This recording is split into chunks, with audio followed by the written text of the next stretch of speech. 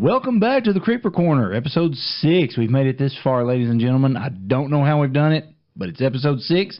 I'm your co-host, Lee, and your other co-host is sitting right in front of me, Lucas. How you doing today? I'm doing pretty good. How are you? Doing good. Now, I know that I picked some crappy movies last week in particular. Yes. I'm kind of nervous and excited about this week. What do we have this week? Please hit me with something good. Well, first off, I want to say last week was the cream of the crop of the crappy. I say that 3 times fast. Second off, relating to the movie this week, in the news, there's been a lot of talk of, politics, Donald Trump, Hillary Clinton, it's election night when we're recording this. So of course, yeah. So whoever the president is after this is posted, congratulations to the winner. One man who's made it in the news as well is Vladimir Putin. He's been under a lot of suspicion for perhaps trying to hack into some Democratic National Convention emails. What? Maybe sharing some stuff with WikiLeaks. Maybe. We don't know.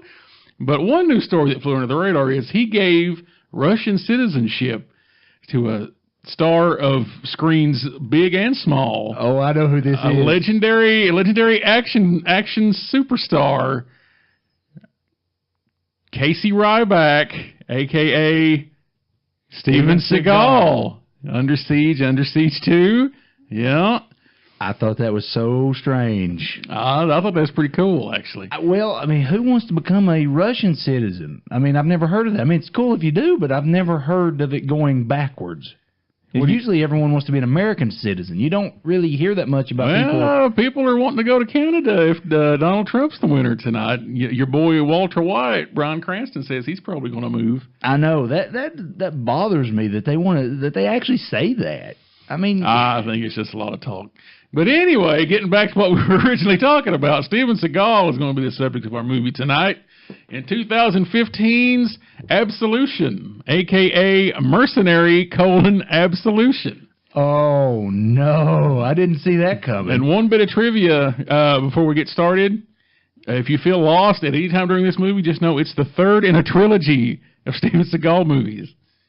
And we'll talk about that more after the movie. So, okay, well, let's go watch Steven Seagal in action. Let's get to it. All right.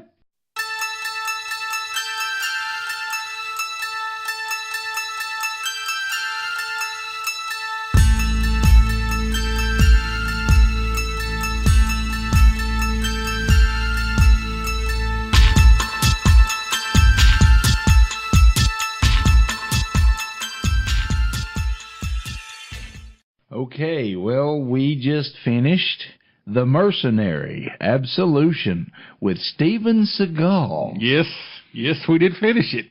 We got through it, and I don't remember you falling asleep one time. No, I didn't fall asleep, but I was following the election results at the same time as watching this movie, so... That ought to tell you something. I was a bit distracted, but from what I could tell, I enjoyed it pretty much, so... A lot of people's throats got fingered, somebody got shot in the face...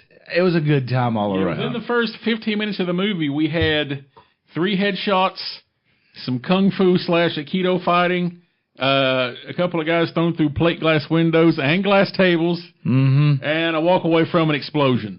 So that's in the first 16 minutes. The explosion in slow-mo. Yes. Yeah. Oh, so this man. hit all the action tropes in the first act, pretty much. So. Yeah. Okay, yeah, this is Steven Seagal. From what I gather, this movie is one of his better straight-to-DVD / Netflix movies. I haven't kept up with him since Fire Down Below, so... He was in Machete, wasn't he? I think that was the last big movie he was in. Yes, as we say, Machete. No, I knew. He was the villain, wasn't he? I think so. Yeah, I forgot about that. Yeah, because Mel Gibson was the villain in the sequel. I think so. Machete kills, or as they say. Yeah, he can't act at all. The man cannot act. What are you trying to say? You saying I can't act? You saying I'm like a ghost? Always ghosts? What are you doing here, man? What are you doing here, man? You gotta get out of here. This is not us. You just got to move faster and keep moving. This is an exact performance from him from the movie. That is how he acts the entire movie. He never gets above a whisper, never breaks a sweat.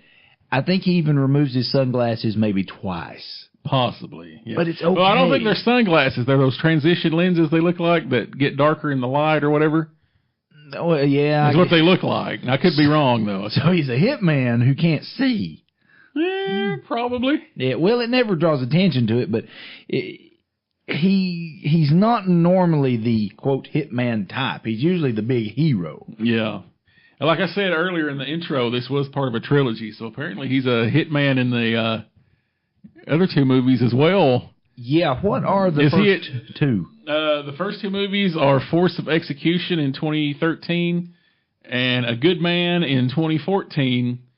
All directed, I think written as well by Keone Waxman. I'm not going to lie. I'm actually curious to see what the first two films are like. I'm not. But Just to see.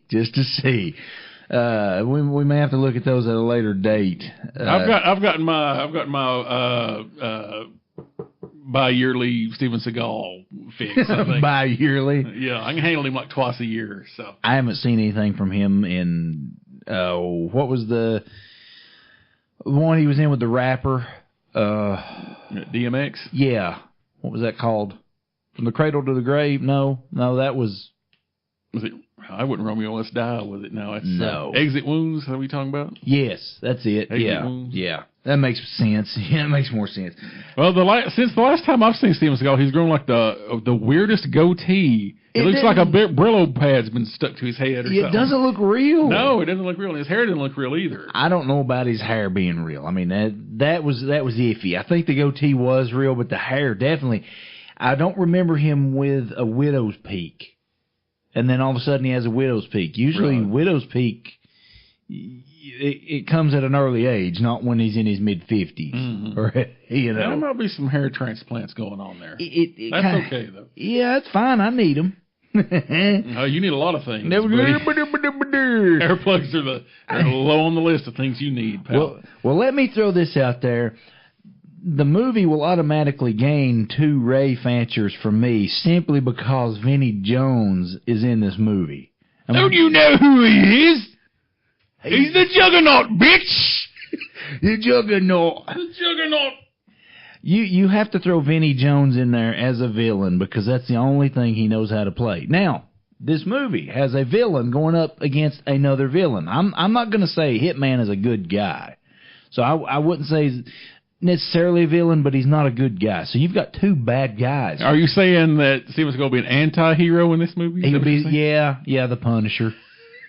Yeah, he's a Punisher role. And within 30 seconds of this movie starting, we get a woman being raped. That was uncomfortable. I don't know if she was being raped. She's being assaulted for sure. Oh, well, The editing in this movie was kind of all over the place. Yeah, big action sequence, boom, bunch of buildings. Okay. And then the scene at the beginning of the movie, you don't know if that takes place later on in the movie, or you're like, is this a concurrent storyline? It doesn't let you know. Yeah, it seems like towards the end, the villain and Steven Seagal are in the same house, but they're not because Steven Seagal calls him on a phone and says, "I'm coming for you," or whatever. And Vinnie Jones is like, "Meet me at my nightclub, bitch." And then we have the big fight at the end of the nightclub. So you have to have a nightclub fight in an action movie anymore. John Wick made that a thing. I know it was before John Wick, but it was so good that they just have to throw one in there. Right. You know, there was 2 in this one. The final fight and then the one in the middle of the movie. Mm-hmm. About Act 2. Let's see. You mentioned there was one scene at the beginning of the movie where, okay, these 2 people are talking. One of the henchmen, who's the wrestler, what was his name? Josh Barnett. Yeah, and this lady, and Josh goes off to do something. He comes back in the exact same position. He goes off to talk to the Afghani drug trafficker dude or whatever. Yeah. They have a scene. Then he comes back, and they're blocked the exact same way as before he left. It was very odd. It was almost like if you weren't paying attention, you'd be like, didn't I see this scene already? It was right in front of the front door. Yeah. Yeah, like the door was between them. That was a very bad camera placement. But the first fight scene was good. Yeah, the fight scene was actually pretty decent, I have to say, in this movie. I would like to see Steven Seagal do more, not his obvious stunt double, which was almost classic Star Trek bad. Oh, because yeah. You could definitely tell it was a different person when he's like doing like the little flipping them over and hip tosses and stuff like that. I'm actually concerned about the whole fact that they didn't do continuity. I swear I think the stunt double was missing a goatee.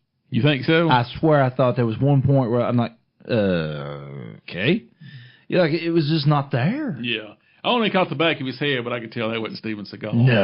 No.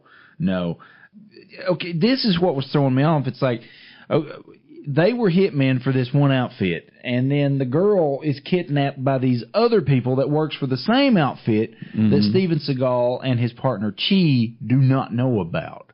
And then all of a sudden, at the very end of the movie, he's like, well, you know too much. Well, I don't know how he knew all that. Right. Well, I think it's because this is the third part of a trilogy.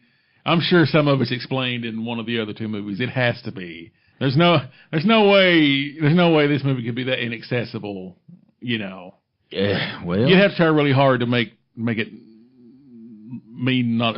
You have to trip some of this up. You have to try really hard to like not have it make as much sense as it did in this movie. I think Well, we review, quote, B movies as, quote, B movie as we can get. Well, this one went a little bit beyond being just a regular B movie. I mean, they went above and beyond with the explosions. Okay, usually in a building explosion, the windows blow out and all that stuff. They throw a guy out a window and land him on a car. There was a bit of a budget there. Yeah. I mean, the locations, too. The nightclub looked nice. The mansion. That couldn't have been cheap to film. Plus, you've got Vinnie Jones, who probably gets more money than Steven Seagal. And then you've got Steven Seagal. The guy who played Chi should get a raise. He did okay. I like that guy. He's an older gentleman, too, though, so I'm not sure. Oh, is he? I think he looked pretty about middle-aged. He looked, yeah. I'd say about mid-40s or so, but he's still... I can't place seeing him in anything else, but I could be wrong. Because they all look alike, don't they, Lee? No, it's just you... That's what you mean? No. I can't place them anywhere because they all look so much alike, but their food's tasty. And we're back. Oh, what are you doing here, man? There was something else that drew my attention. What we're going to do, we're going to go to the nightclub.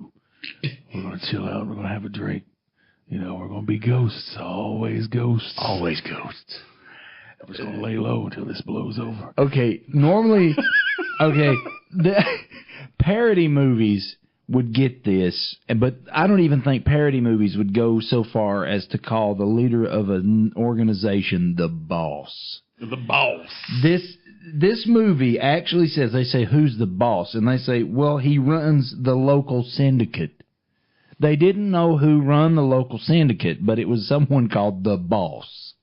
And they had to go around asking people who the boss was. And that's the only explanation they ever got. And they knew exactly who he was.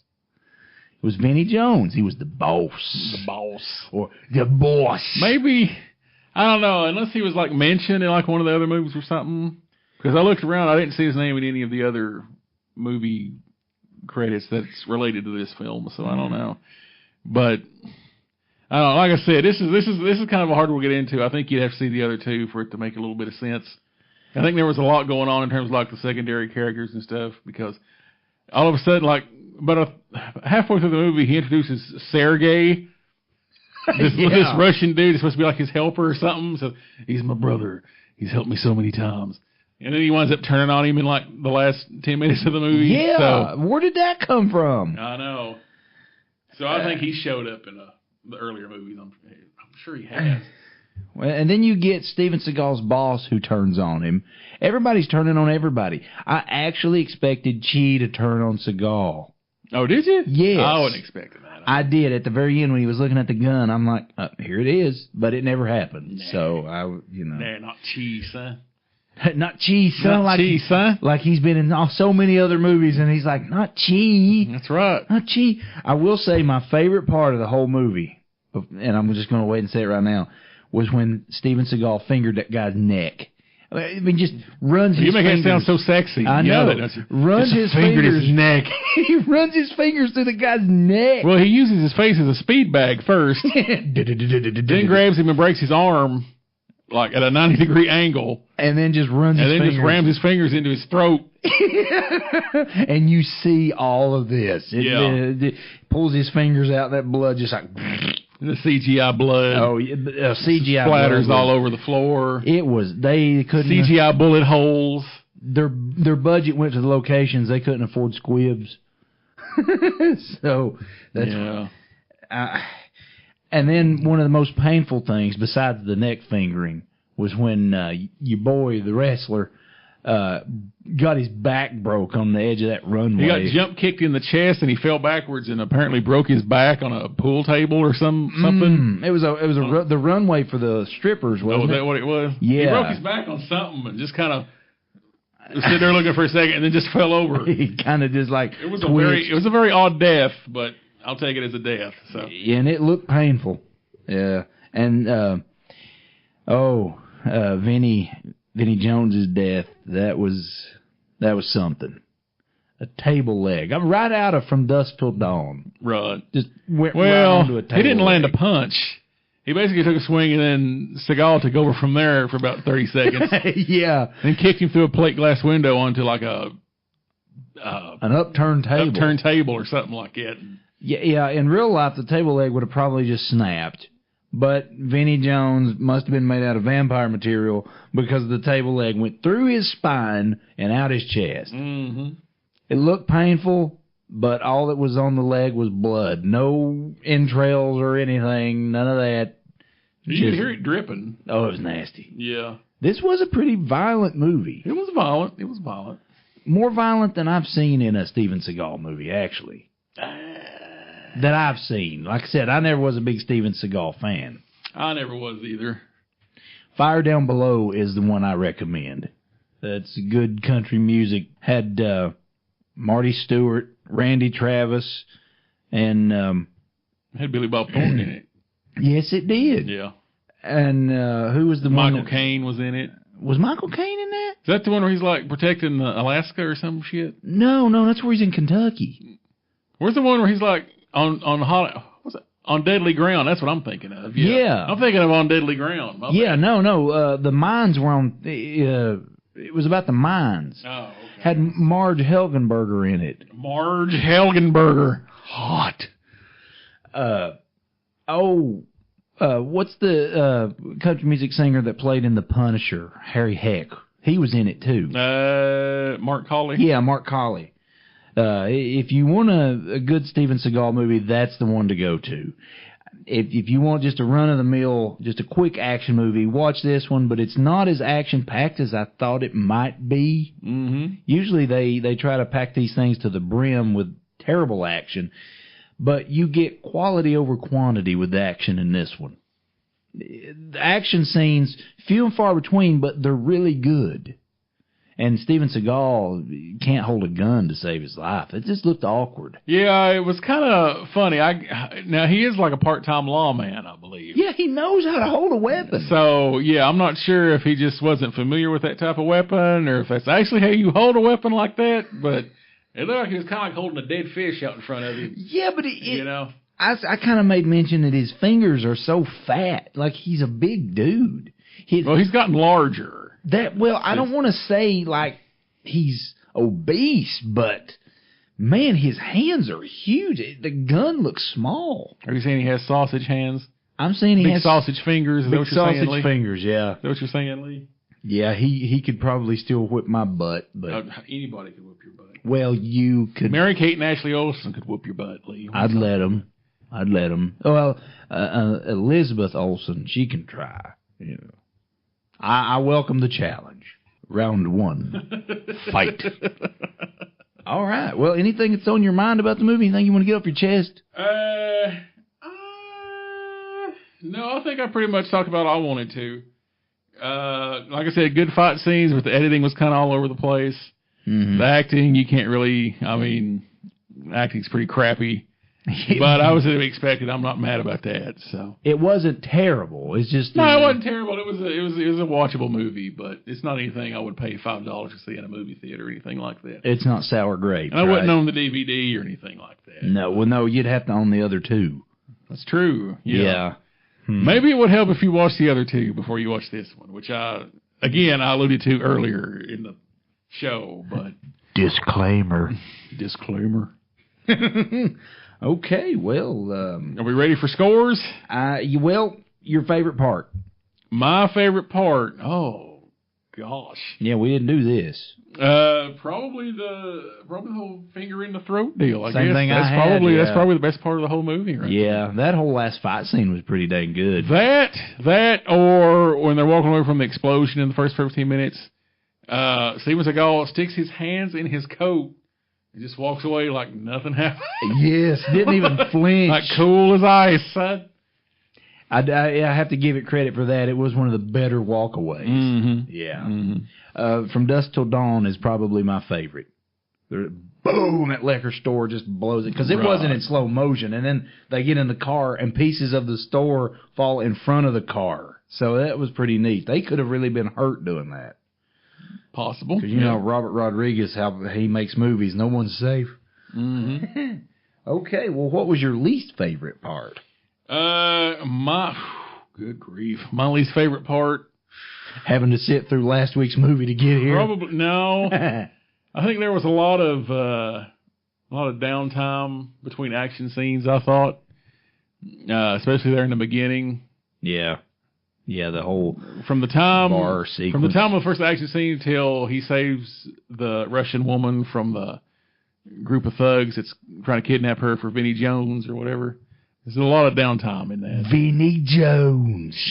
There is a part now. If you guys watch this movie, be on the lookout when this girl escapes from Vinnie Jones and she jumps over the wall. You will see, plain as day, that she's not wearing underwear. Yeah, Lee freeze framed it and zoomed in. Zoomed in and printed it off on his printer he's got here. We had to do research. That's what we do here. We go into detail for you people. And this was my contribution, you know. I had to make sure that the woman was or was not wearing underwear. Well, since the folks can't see it here, we're going to have to take your word for it, Lee. I'll post it up, yeah. I'm sure you will. I'm sure. Yeah. And then again, my least favorite part was what you said. It was a lot of downtime for an action movie. Mm-hmm. Quality over quantity. That's all I have to say about that. That's all I got to say about that. All right, well, Lee, cue the jingle. We're going to talk about some scores and where you can find this fine cinematic masterpiece. Absolution, a.k.a. Mercenary, Absolution, a.k.a. The Mercenary, Absolution. Received a 3.6 out of 5 on Netflix, a 6.4 out of 10 on IMDb, and a Rotten Tomatoes audience score of 26%. You can find this movie on Netflix for sure, and Amazon Prime for sure, and possibly even DVD and Blu-ray. And I believe you can also find the first two films of the John Alexander film series, Force of Execution and A Good Man, on Netflix as well. So be on the lookout for that in the jingle. There we go. That second movie was named after me, A Good Man. It would be called A Big Chin if it was named after you. Nope. Yep. Okay, well, Ray Fancher score, my dear man. I'm going to go right down the middle and give it a 3 out of 5. The action was good. The acting was atrocious. Yes. The downtime was kind of a little off-putting. And for the most part, the story made no sense whatsoever. So... Human trafficking is all I got out of this. Human trafficking. Vinnie Jones is like some dude in a gimp mask that beats on women with a pole and an actual pole. And he's apparently the boss of this syndicate, the local syndicate. And Steven Seagal wants to get him some, and that's all. And Chi hits up a couple of Asian massage parlors in this movie with a happy ending. With a happy ending. Steven Seagal wants to do a lot of, quote, bad things, quote, in this movie. Mm-hmm. He wants to do bad things, and then he wants to do a good thing, but in order to do the good thing, he has to do the bad thing. Yeah, I think that's his catchphrase in this whole trilogy. I do bad things. A lot of bad things to a lot of bad people. And then we go back and watch the first two, and he probably never says that. Probably no. Probably not. But what can you do? It made its money back, I'm sure. Possibly. I don't know. We'll see. I didn't find any information on budget and stuff. So. Okay. Well, anyway, 3 out of 5 rays. Lee, what do you give it, buddy? I'm going to have to give it 2.5. 2.5 rays. Fair. Yeah, it sucks that I have to. Okay, first of all, we're part of DuckSquad, and we have podcasts on new release movies. We just finished Doctor Strange, and I don't want to give anything away, but my score should have been probably lower than I gave Doctor Strange, but no. Well, if you enjoy this movie more than Doctor Strange, then that's fine, man. No, I enjoyed Doctor Strange. Your opinion is wrong, but... Well, I enjoyed Doctor Strange more because it was more entertaining. This got the same score I gave Doctor Strange simply because it was a lot of lull. You know, Doctor Strange didn't lull hardly at all, but it was just kind of... You just don't like the trippy aspects of it, right? You don't like the... Same reason I don't like The Doors. It's all like psychedelic stuff. I'm not big into that. Right. You know, I mean, I don't hate The Doors, but anyway, back at 2.5, Ray Fancher score. 2.5, all right, fair. Good call. All right. Well, anything you'd like to add? Any games you want me to play tonight or anything? No. Since you're the host, I didn't know if you had a game for me or not, or... Well, I tell you what, I don't have a game ready because this one wasn't actually on the agenda. This just is a spur of the moment, and I like them like that. I was excited. He said, "What are you doing tonight?" Nothing. Going to go vote. And he's like, "Well, you want to do a podcast tonight?" And I'm like, "Yeah, number 6. Let's do it." Actually, I said you want to do a show tonight. Well, show. I don't call it a podcast. Call it a show. All right. So I probably lied. Didn't mean to, but you know. It is a podcast, but I call it a show. It sounds a little more professional that way. So. It is a show. We put on a show. We hope you guys enjoy it. You want to plug DuckSquad since you're better at plugging? She? No.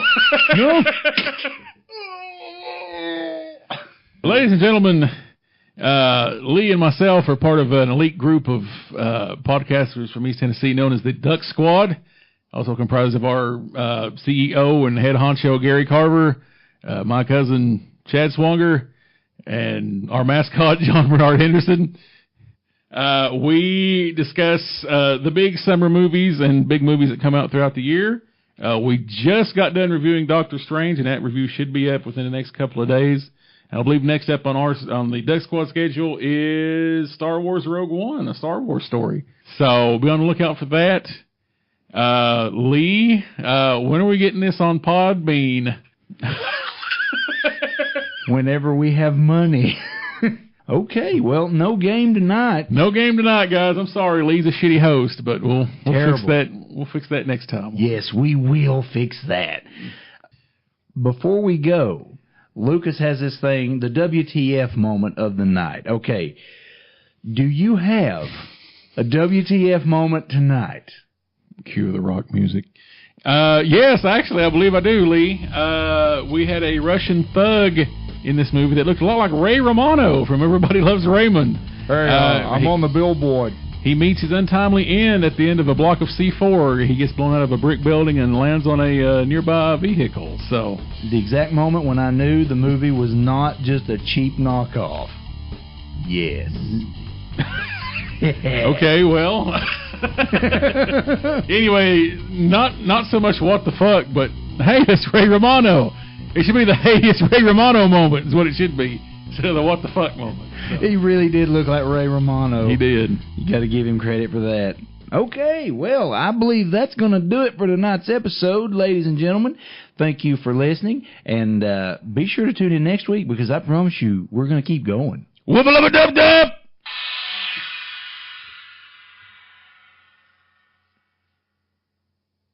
make it mean not. You might have to trip some of this up.